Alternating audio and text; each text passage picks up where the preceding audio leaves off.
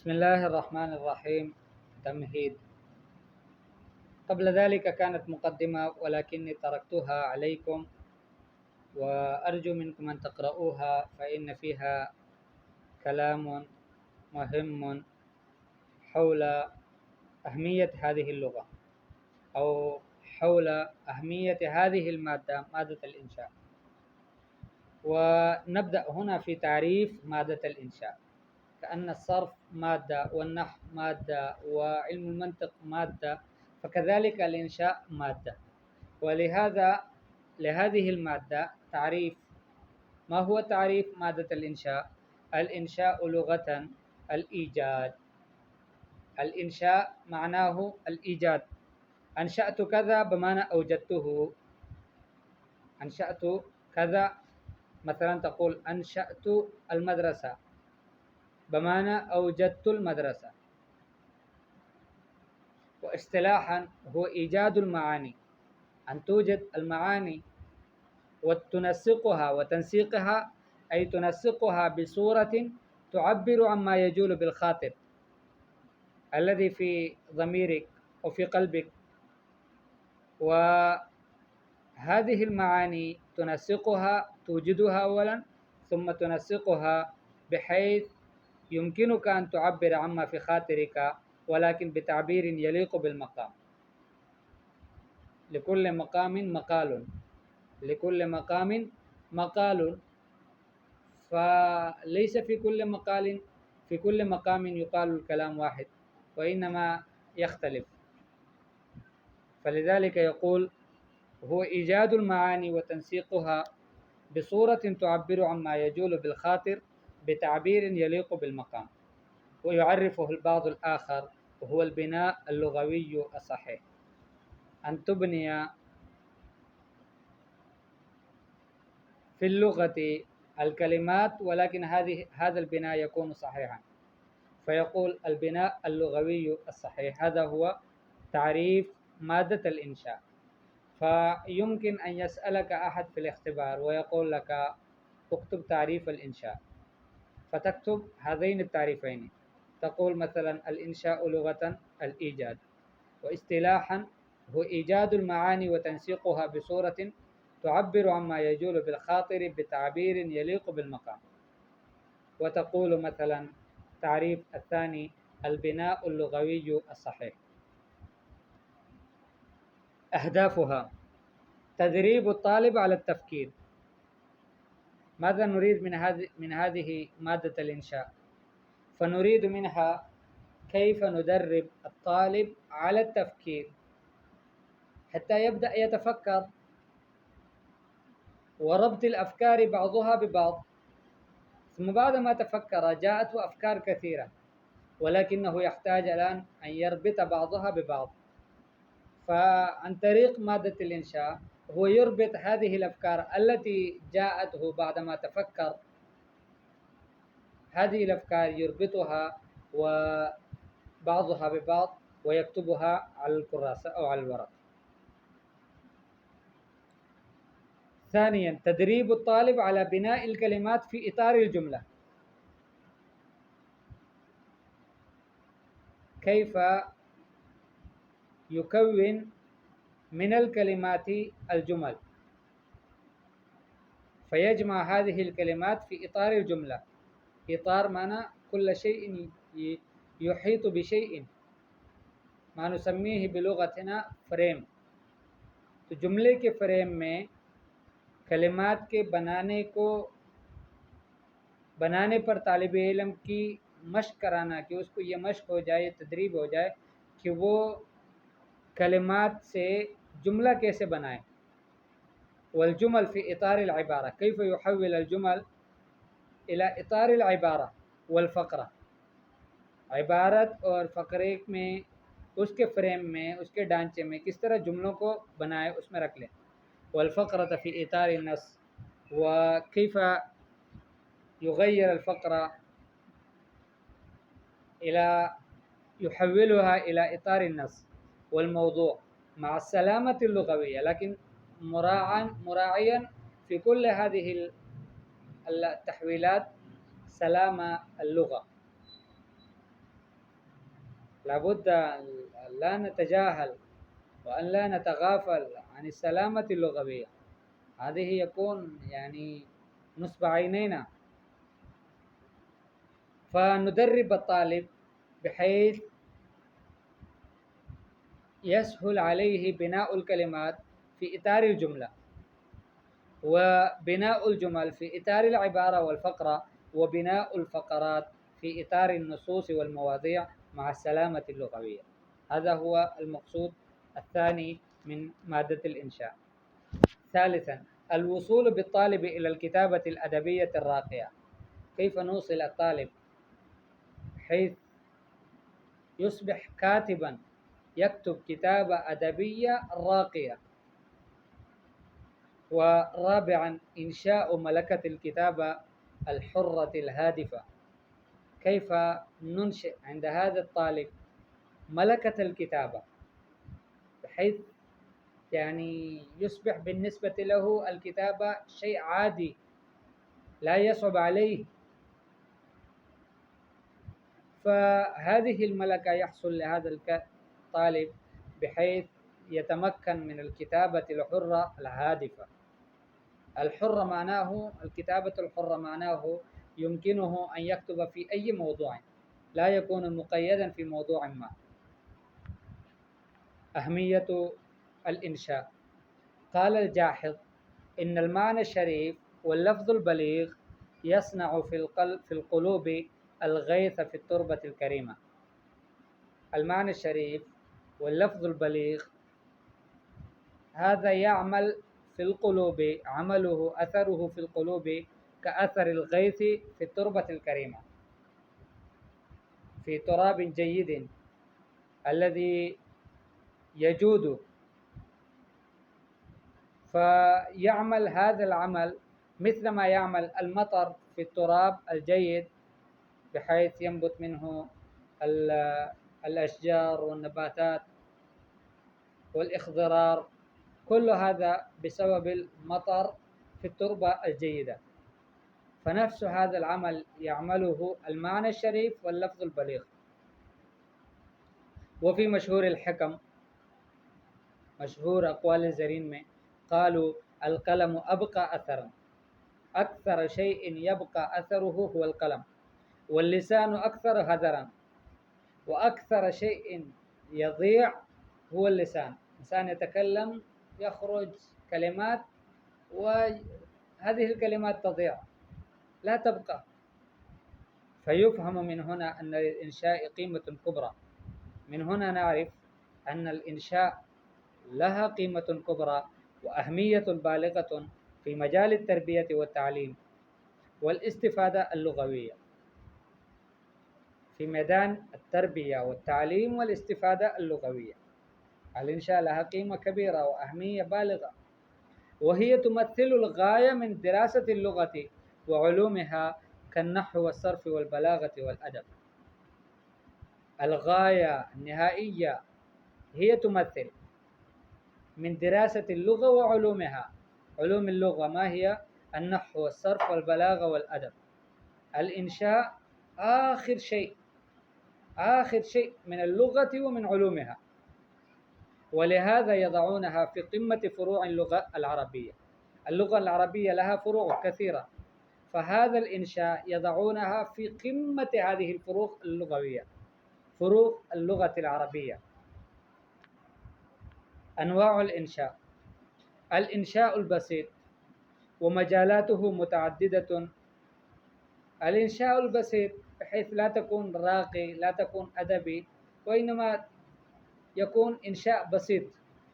مجالات هذا الإنشاء البسيط متعددة، منها كتابة الموضوعات الوصفية، مثلا تصف فيها شخصا أو تصف فيها مكانا، فهذه الموضوعات كتابتها من مجالات الإنشاء البسيط. والرسائل، الرسائل بكل الأنواع، رسائل تهنئة، رسائل تعزية، رسائل يعني تهاني كلها. والبرقيات، البرقيات كذلك نوع من الرسالة ولكنها قصيرة جدا بحيث تكون بعض الحروف فيها. فهذه من مجالات الإنشاء البسيط. وبطاقات الدعوة، أنت تريد أن تشارك الآخرين في حفلة زفافك أو في وليمتك، فتدعوهم عن طريق البطاقات. فكيف تكتب هذه بطاقات الدعوة؟ والتقارير، تقارير كمان ريبورت، تقارير الطلبة الأسبوعية والشهرية والسنوية، وأجوبة عن أسئلة، كيف تكتب الأجوبة عن أسئلة، وأسئلة لأجوبة، كيف تكتب الأسئلة للأجوبة، وتعليق على فكرة ورأي. أحد اقترح فكره أو اقترح رأيه، أنت تريد تعليق عليه، उस पर कमेंट देना चाहते हैं, तबसरा करना चाहते हैं, كيف تعلق عليه. وموقف، تذكر موقف مخيف خطير، وحادثة، هناك حادث استدامة، حادث يعني انهدام ومثل هذا. وتلخيص لبعض الموضوعات أو القصص، موضوعات طويلة أنت قرأتها كيف تلخص، قصة طويلة أنت قرأتها كيف تلخصها وتقصرها. فكل هذه من مجالات الإنشاء البسيط، وهذا ما سندرس بإذن الله تعالى. والإنشاء الأدبي هذا النوع الثاني من الإنشاء. فالإنشاء الأدبي منها الرسائل الأدبية، الوصف الجمالي، المقالة، كلمات الترحيب والتأبين. ترحب بأحد، فما هي الكلمات التي تستعملها؟ تأبين معناه يعني كلمات العزاء، كلمات وقت الغم.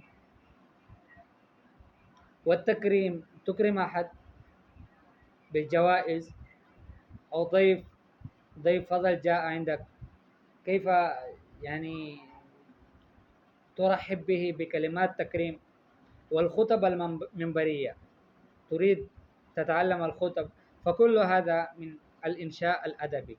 وبإذن الله تعالى سوف نأخذ من كلا القسمين في هذا المجال، الإنشاء الأدبي والإنشاء البسيط، نأخذ من كليهما. طيب، ما هي مشكلات هذه اللغة أو هذه المادة؟ من أهم المشكلات التي يلقاها التلاميذ عند الإنشاء، عندما يبدأون بالإنشاء، فأهم المشكلات التي يجدونها وإظهار ما في نفوسهم، ويريدون أن يظهروا ما في نفوسهم ولكن يصعب عليهم، تكون مشكلة بالنسبة لهم. فما هي تلك المشكلة؟ قلة محصولهم من الأفكار والزاد اللغوي. عندهم محصول قليل، الإنتاج قليل من الأفكار، ما عنده أفكار كثيرة، وما عنده زاد اللغوي. حتى لو كانت عنده أفكار ولكن لا يجد زاد لغوي، ما عنده زاد لغوي، عنده قليل، لا يجد كلمات يستعملها ويعبر عما في خاطره. فإذا كتب أحدهم موضوعا إنشائيا، لو كلفت أحد بكتابة الموضوع الإنشائي، تجد أفكاره سطحيا، أفكاره تكون سطحية وألفاظه تكون قليلة. فيجب عليه أن يكثر من قراءة ومطالعة الكتب. ما هو الحل لهذه المشكلة؟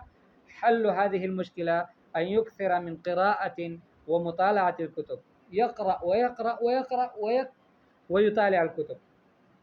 طيب، ما هي الكتب التي يطالعها؟ ومن أهم هذه الكتب قراءة القرآن الكريم، يقرأ القرآن كثيرا، والأحاديث النبوية، وسيرة الرسول صلى الله عليه وسلم وأصحابه، لأنه لا شيء أفصح من القرآن الكريم، ولا شيء أفصح من الأحاديث النبوية بعد كتاب الله عز وجل. فهذه الذي يريد أن يتعلم الأدب، كتابة أدبية أو كتابة فصيحة صحيحة، يجب عليه أن يكثر من قراءة القرآن بالتمعن والتفكر والتدبر، وبقراءة الأحاديث النبوية صلى الله عليه وسلم وسيرة الرسول صلى الله عليه وسلم وأصحابه. فهذه هي الطريقة. طيب، المبتدئ ماذا يفعل؟ والمبتدئ يكثر من قراءة القصص والموضوعات السهلة ابتداء. المبتدئ هو يبدأ يكثر من قراءة القصص، يقرأ القصة والموضوعات السهلة، يقرأ موضوعات سهلة ابتداء. ولهذا أستاذنا حفظه الله كان يرشدنا إلى كتب علي الطنطاوي، كتبها تباع في كتبه تباع في باكستان هنا عندنا في بعض المكتبات، ومقالات في كلمات، الجزء الأول والجزء الثاني، ويمكن تجدونه في PDF كذلك بصيغة PDF. هو كتاب ممتاز إلى الغاية وسهل بسيط إلى الغاية، فيمكنكم أن تستفيدوا من هذه، ثم يتدرج شيئا فشيئا إلى الموضوعات الأدبية البسيطة حتى يصلوا إلى المستوى المطلوب، وهذا يكون تحت إشراف أستاذ المادة. لابد أن يشرف عليه أحد أساتذة المادة، مادة الإنشاء، الذي يكون أستاذه في مادة الإنشاء وهو يشرف على هذا الطالب، وبهذه الطريقة بإذن الله تعالى سوف يتعلم سريعا. طريقة تدريس الإنشاء للمبتدئين إن شاء الله، هذا نقرأه اليوم كذلك، هذا إذن ليس بكثير. كيف ندرس الإنشاء للمبتدئين؟ فأولا قراءة الدرس من الأستاذ، لابد أن يقرأ الطالب الدرس من الأستاذ، أستاذ يقرأ عليه الدرس، ثم شرحه بسهولة بلا توسع في الجزئيات، ثم يشرح هذا الأستاذ بسهولة بيسر بلا أي توسع في الجزئيات، لا يتوسع في الجزئيات، يعني لكل كلمة لا يتحقق ويبدأ بتحقيق كلمات لغة وصرفا ونحويا وكل هذا يبدأ به، لا، وإنما لا يتوسع في الجزئيات، وإنما يشرح الدرس. والأفضل أن يستعمل السبورة للتوضيح وشرح الدرس، هذا من الأفضل للأستاذ أن يستعمل السبورة للتوضيح حتى يوضح للطلبة درسهم وشرح الدرس. ثانيا تدريب التلاميذ بعد الانتهاء من الدرس، لابد أن تدربهم بعد الانتهاء من الدرس حتى يعرف من فهم ومن يحتاج إلى تفهيم، مع مشاركة جميع التلاميذ، تشارك جميع التلامذة جميع الطلبة، ثم تدربهم على على نفس الدرس، بحيث يعرف من هنا من فهم الدرس ومن لم يفهم، من يحتاج إلى الفهم. ملاحظة: أن يعد المدرس الدرس قبل الدخول في الصف، هذا على المدرس أن يعد الدرس قبل الدخول في الصف، ويهتم بالعربية الفصيحة، هذا من وصايا الشيخ، أن يهتم المدرس بالعربية الفصيحة، لا يتكلم بالعربية أو بالعامية أو يتكلم بأي لغة أخرى، وإنما يهتم بالعربية الفصيحة، ويعتني بالتلفظ الصحيح، تلفظه يكون صحيحا، وخاصة الحروف التالية، أن يميز بين الثاء والسين والذال والزاء والضاء والزاء والضاد والدال أو الزاي والحاء والهاء، هذه الكلمات أو هذه الحروف لابد أن يميز بينهما، بين الثاء والسين، وبين الذال والزاء، وبين الضاء والزاء، وبين الضاد والدال أو الزاي والحاء والهاء، فيكون تلفظه صحيح، وفي نفس الوقت يدرب الطالب أيضا على التلفظ الصحيح. وثانيا إصلاح الأخطاء اللغوية والنحوية والصرفية بأسلوب سهل خال من التعقيد، لا يعقد عليه الدرس، وإنما بأسلوب سهل يصلح أخطاءه اللغوية والنحوية والصرفية. فهذا هو ما يكون في درسنا هذا. الآن نقرأ سريعا، نأخذ جولة بالأردية كذلك بالترجمة. تمهيد: تعریف مادت الانشاء، انشاء کے مادے کی تعریف، یعنی یہ بھی ایک مادہ ہے جس طرح نحو، صرف، منطق اور اصول فقہ، اصول حدیث یہ مواد ہے، اسی طرح الانشاء بھی مادہ ہے۔ تو اس کی تعریف کیا ہے؟ تو لغتاً اس کی جو لغوی تعریف ہے وہ ہے ایجاد کرنا، کسی چیز کا بھی ایجاد کرنا۔ انشأت کذا کہ میں نے بنایا، بمعنی اوجدتہ میں نے اس کا ایجاد کیا، اس کو بنایا۔ اصطلاحی تعریف اس کا ایجاد المعانی و تنسیقها، معانی کو ایجاد کرنا اور پھر اس کو منسق اور مرتب کرنا، بصورت تعبر عما یجول بالخاطر، اس انداز سے کہ اس کے ذریعے سے جو آپ کے ضمیر میں ہیں اس کی آپ تعبیر کر سکے، اس کے ذریعے سے لیکن یہ تعبیر بھی ایسی ہو کہ بتعبیر یلیق بالمقام، کہ مقام کی بالکل مناسب تعبیر ہو۔ تو یہ اس کا اصطلاحی تعریف ہے، عربی میں یاد کیا جائے بہت آسان ہے۔ وَيُعَرِّفُهُ الْبَعْضُ الْآخَر، اور بعض اس کی تعریف یوں کرتے ہیں کہ الانشاء هو البناء اللغوی صحیح، لغوی بنا ہے صحیح انداز سے، یعنی لغت کی بنا ہے، یعنی حروف سے کلمات بنانا، کلمات سے پھر جمل بنانا، جمل سے فقرات بنانا، یہ اس طرح کی جو بنا ہے لغوی بنا، یہ صحیح انداز سے ہو جائے، اس کو انشاء کہتے ہیں۔ اس کے اہداف کیا ہے؟ تو اہداف، سب سے پہلا ہدف تو یہ ہے کہ تدریب الطالب علی التفکیر، تدرب، آپ طالب علم کو اس پر مشق کرایا جائے، اس کو طالب علم کو مشق کرائے کہ وہ سوچنا شروع کر دیں۔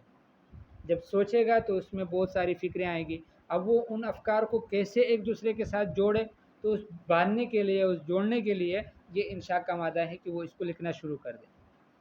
تدریب الطالب علی بناء الکلمات فی اطار الجملہ، طالب علم کس طرح کلمات کو جملے کے فریم میں بنائے گا، اور جمل کو عبارت اور فقرے کے فریم میں کیسے بنائے گا، اور فقرے کو نص اور موضوع کے فریم میں کیسے ڈالے گا، مع سلامت اللغویہ، ساتھ اس کے کہ موضوع بھی اور لغت بھی اس کا صحیح سلامت رہے، اس میں کوئی فرق نہ پڑے۔ یعنی ایک تو یہ ہے کہ جملے، کلمات سے جملے بنائے اور جملوں سے پھر فقرہ بنایا، لیکن کوئی سمجھ نہیں آ رہا لغت کے اعتبار سے، وہ بالکل الٹا سیدھا ہے، بن تو گیا ایک فقرہ، لیکن وہ فقرہ صحیح نہیں ہے لغت کے اعتبار سے، سلامت نہیں، سالم نہیں ہے وہ، بلکہ اس میں بہت گڑبڑ ہوا ہے، تو ایسا نہ ہو، اس کا بھی خیال رکھنا ہے۔ اور تیسرے نمبر پر الوصول بالطالب الی الکتابۃ الادبیہ الراقیہ، طالب علم کو ادبی کتابت راقی، اونچے درجے کی ادبی کتابت تک پہنچانا، یہ بھی اس کے اہداف میں شامل ہے۔ اور چوتھے نمبر پر انشاء ملکۃ الکتابۃ الحرہ الہادفہ، طالب علم کے پاس وہ ملکہ پیدا کرنا ہے کہ جس کے ذریعے سے وہ آزاد لکھائی اور ہدف والی لکھائی، کہ ایک مقصود لکھائی ہو اور وہ آزاد ہو، ایک مجال میں نہ ہو، بلکہ کسی بھی موضوع پہ اسے کہا جائے تو وہ لکھنا شروع کر دے، اور اس کے لیے لکھنا آسان ہو، مشکل نہ ہو، تو یہ ملکہ پیدا کرنا بھی مقصود ہے۔ اہمیت اس انشاء کی کیا ہے؟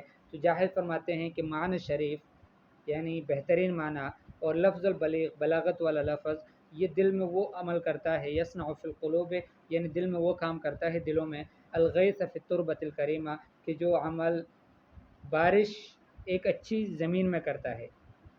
وفی مشہور الحکم، مشہور اقوال میں یہ ہے، قالوا، علماء نے کہا، القلم ابقى اثرا، کہ قلم کا اثر زیادہ رہنے والا ہے، واللسان اکثر حذرا، اور زبان یہ اکثر ایسا ہے کہ اس سے یعنی فضول قسم کی اور بے معنی قسم کی باتیں نکلتی ہے، اور بے فائدہ قسم کی باتیں۔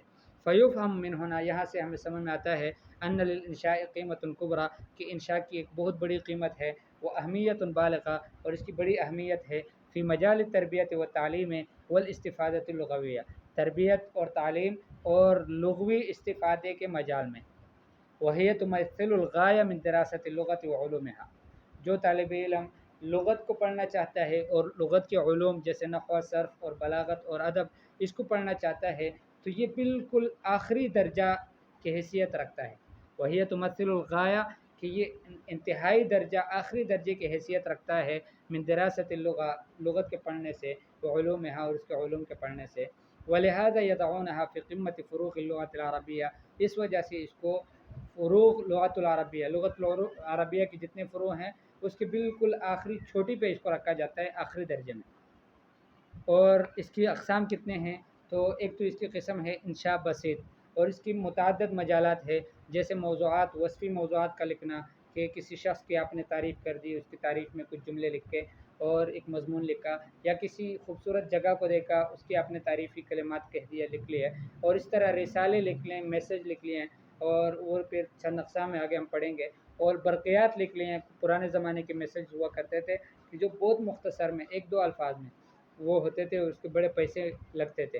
وہ بطاقت دعویٰ، وہ دعوت کی جو کارڈ بنتے ہیں، کسی کو کھانے کی دعوت، ولیمے کی دعوت، اس طرح کے مختلف دعوات کے، اور تقاریر، رپورٹ کسی کے بناتے ہیں طلبہ کا، ہفتہ واری رپورٹ، ان کے ماہانہ رپورٹ، اور اجوبہ عن اسئلہ، سوالوں کی جواب دینا یا جواب کے لیے سوال بنانا، व तालीक़ अला फ़िक्रतिन व राइन, किसी की फ़िक्र और किसी के राय पर कमेंट करना, उस पर तबसरा करना, मौक़िफ़ किसी हालत को बयान करना, व हादिसा कोई हादिसा पेश आया तो उसको बयान करना, व तलख़ीस लिबादिल मौज़ूआत अविल क़िसस, बाज़ मौज़ूआत लंबे हो तो उनको तलख़ीस करना, मुलख़्ख़स करना, उनका ख़ुलासा निकालना, या क़िस्से लंबे हो तो उसके तलख़ीस करना, उसका ख़ुलासा निकालना, ये इसकी मजालात में से है इंशा बसीत में, और ये इंशाअल्लाह हम पढ़ेंगे।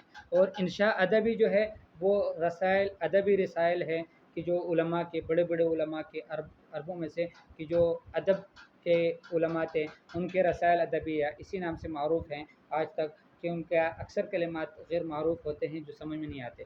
अलवस्फ़ुल जमाली, और इसी तरह मकाला, कलिमात तरहीब, किसी को मरहबा कहने के जो कलिमात होते हैं, वेलकम कहने के, ताबीन हैं, किसी की गज़ा और किसी की रसा में जो कहे जाते हैं वो कलमे, और तकरीम है, किसी को इज़्ज़त देने की खातिर कोई मेहमान आया तो उसके सामने बोले जाते हैं। वलख़ुतब अलमिंबरिया, मिंबरों पर जो खुतबे बयान होते हैं उसमें जो वो खुतबे कैसे हों, तो ये सारे इसके मजालात हैं इंशा अदबी के। इंशाअल्लाह दोनों किस्मों में से हम लेंगे। अच्छा, मुश्किलात इस मादे इंशा का क्या है, तो फरमाया कि इनके अहम मुश्किलात में से कि जो तालिब इल्म जिसका सामना करता है इंशा के वक़्त में, और अपने माफ़ी नफ़स को ज़ाहिर करने के वक़्त में, कि जो उसके सीने में है उसको ज़ाहिर करना चाहता है, वो उस वक़्त जो उसको मुश्किल पेश आती है, वो सबसे अहम मुश्किल क्या है, क़िल्लत मक़सूलिहिम मिनल अफ़कार व ज़ादिल लुग़वी, कि उनकी फ़िक्रों का जो इंताज है वो उनके यहाँ बहुत कम होता है। फ़िक्रें उनके पास ज़्यादा नहीं होती, ज़्यादा सोचा नहीं होता कि क्या करना है, कैसे करना है। वज़ाद लुग़वी, और अगर फ़िक्रें हों भी तो फिर दूसरी मुश्किल ये होती है कि ज़ाद लुग़वी की कमी होती है उनके पास इतना ज़ख़ीरा नहीं होता लुग़त का कि उसके ज़रिए से अपने माफ़ी ज़मीर को बयान कर सके। तो जब उनमें से कोई लिख लेता है इंशाई मौजू को, तजिद अफ़कारहु सतहिया, उसके अफ़कार को आप पाओगे कि बिल्कुल सतही है और अल्फाज उसके बिल्कुल तोड़े हैं। तो उसका हल क्या है, फरमाया फ़यजिब अलैहि अन युक्सिर मिन क़िराअतिन व मुतालाअतिल कुतुब, उस पर वाजिब है कि क़िराअत को ज़्यादा करे, पढ़े ज़्यादा, और किताबों का मुताला ज़्यादा रखे। व मिन अहम्मिहा क़िराअतुल कुरानिल करीम, और ज़्यादा जो पढ़ेगा उसमें अहम चीज़ ये है कि कुरान करीम को ज़्यादा पढ़े, इसलिए कि कुरान करीम से बढ़कर कोई फ़साहत और अदब वाली कोई किताब नहीं है। वल अहादीस नबविया, और नबी करीम सल्लल्लाहु अलैहि वसल्लम के अहादीस मुबारका में बड़ा अदब मौजूद हैं और उनमें बड़ी फसाहत मौजूद है, उसका कोई दूसरा कलाम मुकाबला नहीं कर सकता, तो उसको पढ़े। वसीरत रसूल सल्लल्लाहु अलैहि वसल्लम व असहाबिही, सहाबा की सीरत, रसूल सल्लल्लाहु अलैहि वसल्लम की सीरत को पढ़े। वल मुब्तदे, और जो बिल्कुल शुरू का आदमी हो कि जो अब भी शुरू करना चाहता है इस मजाल में, वो क्या करे, युक्सिरु मिन क़िराअतिल क़िसस, वो किस्सों को ज़्यादा पढ़े, वल मौज़ूआत अस्सहला इब्तिदाअन, और आसान आसान मौज़ूआत को पढ़े। मैंने बताया शुरू के लिहाज से, मैंने बताया कि हमारे उस्ताद ने हमें बताया था कि आप एक तो ये किस्सों को और मौज़ूआत को पढ़ो आसान आसान, और एक वो अली तंतावी रहमहुल्लाह की किताब है, उनकी मुख्तलिफ़ किताबें हैं और सारी आसान हैं, उनमें से कुछ मुश्किल हैं, लेकिन उनका एक मशहूर किताब है मकालात फ़ी कलिमात, उनमें एक एक सफ़े पर तकरीबन उन्होंने मकाले लिखे हैं बहुत आसान अंदाज में। तो उसको तलबा किराम और तालिबात उसको ख़रीद भी सकते हैं, मकतबों में मिलता है, और उसके अलावा PDF में भी मिलता है, वो नेट से भी ले सकते हैं। सुम्मा यतदर्रजु शैअन फ़शैअन अल मौज़ूआतिल अदबिया अल बसीता, फिर Aahista Aahista step by step बढ़ता रहेगा अदबी बसीत अदबी के मौज़ूआत की तरफ, हत्ता यसिल इलल मुस्तवा अल मतलूब, हत्ता कि वो मुस्तवा मतलूब तक पहुँच जाए, एक राक़ी और अदबी किस्म की किताबत और उसके लिए आसान हो जाए। वहादा यकून तहत इशराफ़ उस्ताद मादा, लेकिन ये सब काम उसने एक इस मादे के जो उस्ताद हैं उसकी निगरानी में करने हैं। तरीक़त तदरीस इंशाअ मुब्तदीन, अच्छा ये असातिज़ा की निस्बत कुछ बातें हैं कि उस्ताद मुब्तदीन कैसे पढ़ाएगा। तो सबसे पहली बात तो ये है कि क़िराअत दर्स मिनल उस्ताद, उस्ताद एक दफ़ा सबक को पढ़ेगा, सुम्मा शरहुहु बिसहूलतिन बिला तवस्सुअ फ़ी जुज़इयात, फिर उसकी तशरीह करेगा आसानी के साथ, बग़ैर तवस्सुअ में, उसके जुज़इयात में इधर उधर जाने के बजाय कि उसकी लुग़वी सरफ़ी नहवी तहक़ीक़ शुरू कर दे और इसके मुताल्लिक़ात को बयान करना शुरू कर दे, तादियतुल अफ़आल को बयान करना शुरू कर दे, इससे उसको समझ में बात नहीं आएगी। बस वो किताब में जो लिखा हो इसकी आसान तशरीह कर दे। वल अफ़ज़ल अन यस्तअमिल अस्सबूर लित्तौदीह व शरह दर्स, ये भी बेहतर है कि बोर्ड का इस्तेमाल करे सबक को सिखाने के लिए, यानी उसकी तशरीह करने के लिए और उसकी वज़ाहत करने के लिए। सानियन, दूसरी चीज़, तदरीब तलामीज़ बादल इंतहा मिन दर्स, हर दर्स के बाद तलबा को तदरीबात में मशगूल रखा जाए। اور اسے ان کو تدریب میں لگایا جائے، ان کی مشقیں کرائی جائے۔ اس کا فائدہ کیا ہوگا؟ حتیٰ یعرف من فہم و من یحتاج الی تفہیم، تاکہ پتہ چلے کہ کون سمجھا ہے اور کون کس کو سمجھ کی ضرورت ہے۔ مع مشارکت جمیع التلاميذ، تمام طلباء کو ساتھ شریک کرتے ہوئے، انہیں ایک دو طلباء کو لے کر نہیں بلکہ سب کو اکٹھا شامل کر لیں۔ ملاحظہ یہ استاد کے لیے ہیں کہ مدرس کو چاہیے کہ درس کو صف میں داخل ہونے سے پہلے تیار کر لے اور اہتمام کرے فصیح عربی کا، عربی بولے، کلاس کے دوران میں عربی کے علاوہ کوئی اور زبان نہ بولے جیسے میں غلطی کر رہا ہوں۔ وَيَعْتَنِ بِالتَّلَفُّظِ الصَّحِيحِ، اور صحیح تلفظ کا خیال رکھے، وَخَاصَّةً الْحُرُوفَ التَّالِيَةَ، خاص کر ان نیچے مندرجہ ذیل حروف کا، کہ وہ فرق کرے ثا اور سین میں، ذال اور زا میں، غا اور زا میں، اور غاد اور دال اور زا میں، اور حا اور ہا میں۔ اور دوسری بات ان کے لیے، معلم کے لیے یہ ضروری ہے کہ جو طلبہ غلطیاں کریں لغوی یا نحوی یا صرفی، ان کی اصلاح بھی کرے، لیکن باسلوب سہل، آسان اسلوب کے ساتھ، آسان انداز میں، خالی من التعقید، کہ جو ہر قسم کی مشکل سے خالی ہو، اس میں کوئی مشکلات نہ ہو، اس میں کوئی تعقید نہ ہو، بلکہ آسان انداز میں اس کی اصلاح کرتا رہے۔ تو اللہ پاک صحیح سمجھنے کی، صحیح پڑھنے کی توفیق نصیب فرمائے۔ یہ چند باتیں ہیں، ان کو خاص طور سے جو اوپر تعریف ہے لغوی اور اصطلاحی، اس کو بھی ضرور یاد کریں، اور انشاء کے اہداف کو بھی یاد کریں، اس کی اہمیت کو بھی یاد کریں۔ یہ چند چیزیں ہیں بہت ضروری، اور ان کے اقسام کو بھی یاد کریں، اس لیے کہ یہ امتحان میں اکثر آتے ہیں، تو انشاءاللہ ہو سکتا ہے کہ یہ امتحان میں ہماری بھی آ جائیں، تو اس لیے اس کو ابھی سے اچھی طرح سے یاد کر لیں۔ اللہ پاک توفیق نصیب فرمائے۔ السلام علیکم ورحمۃ اللہ وبرکاتہ۔